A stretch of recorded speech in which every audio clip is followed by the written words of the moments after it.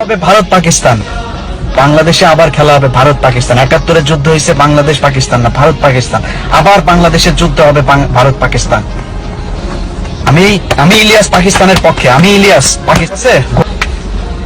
এসব মানে চেতনার কথাবার্তা বইলা, বালছাল বইলা মানুষে আমার ধোকা দেওয়া যাবে না। মানুষ এখন অনেক সচেতন।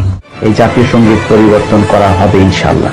আর যতদিন পরিবর্তন না হচ্ছে, মুসলমানদের কাছে অনুরোধ থাকলো এই জাতীয় সঙ্গীত তো গাবেন না। আপনারা যে জাতীয় সঙ্গীত লিখেছেন সেই জাতীয় সঙ্গীত বাংলাদেশে চলবে না।